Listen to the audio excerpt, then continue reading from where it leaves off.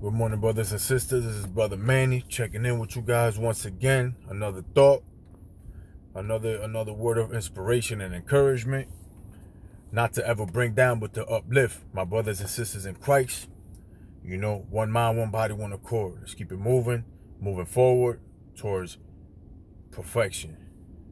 So, I have a little topic I want to speak about, and the topic is the integrity and holiness of a believer. When I say integrity and holiness of a believer, what's the first thing that comes into your mind? Brothers and sisters, when I say integrity, what does it mean to you? When I say holiness, what does that mean to you?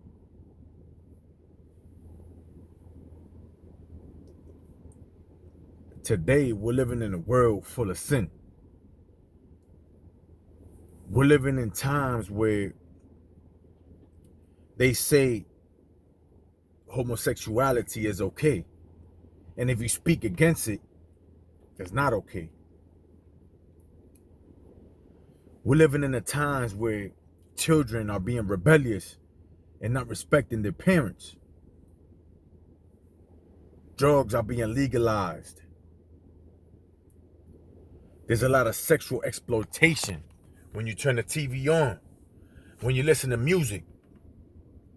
The vulgarity is accepted in our societies.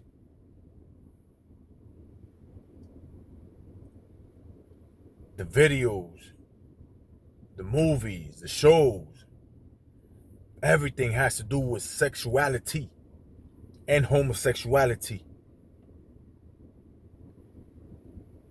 Fornication and adultery is accepted nowadays. Modern Babylon time.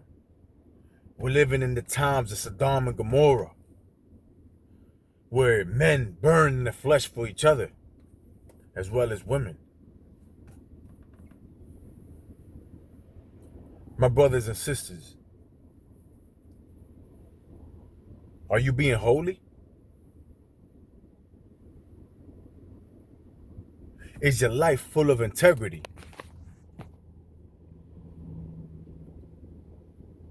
I know we all have family and friends outside of the church. So my question to you is, do you act the same with your brothers and sisters from church as how you act with your family and friends? In other words, let me put it like this. We all have that one Christian brother or that one Christian sister that holds you accountable for everything that you do, right? That one that you know is always speaking about the word. That brother or sister that's always holy, right? I mean, you could say it's religious, legalistic, whatever the case may be. But if you think about it, that brother and sister holds you to a higher standard, to a standard based on holiness and integrity, right? So, do you act the same way as you will act when that brother or sister is present when you're amongst your friends and your family? How do you act? Do you act the same as the unbelievers? Or are you firm in your faith and act as a believer everywhere you stand, no matter who you're standing with?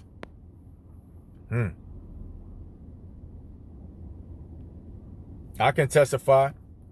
There's times when I'm around certain people, I tend to forget my holiness. I start to lose my integrity. I'm not perfect. Neither are you. So what do? How can we be the light in the midst of darkness? How can we remain the believer in the midst of unbelievers? Even if they are family members. Even if this is people that know us before we were believers. How do we maintain this focus? Stay prayed up, brothers. Stay prayed up, brothers and sisters.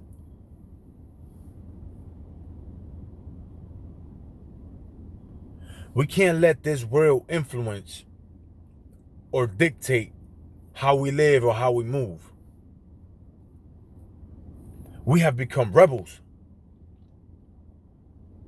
Today, to be a believer, to be a Christian, is to be a rebel. It's to be different. It's to be an outcast. If you think about it, back in the day, it was the same way.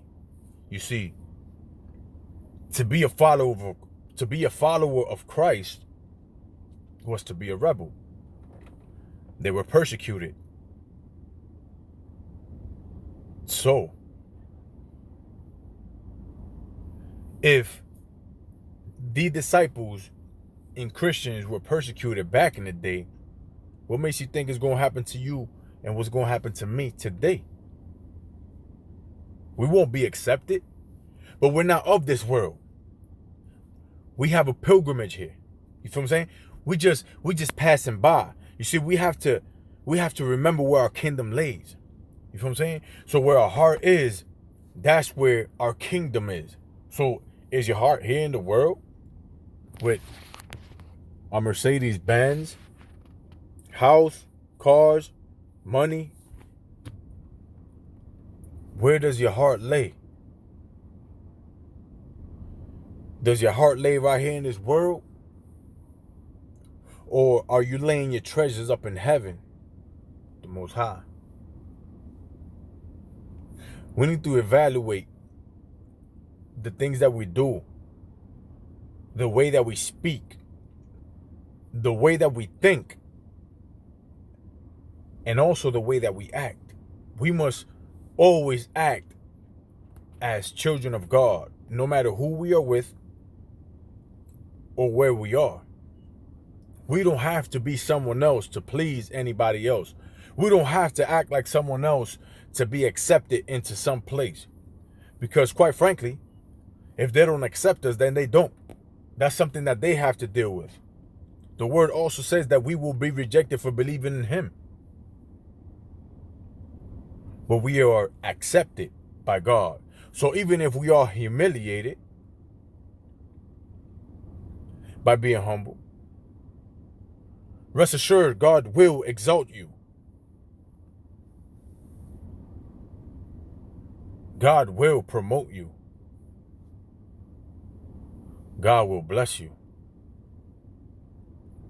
There is no one and there isn't anything in this world that can stand against you as long as you have God. The victory is already yours. You already have won. You won the war. You understand? You already won the war before it even started. The spiritual battles, the carnal battles, the physical battles, the ups and downs. The victory is yours. Now, what will you do with that victory?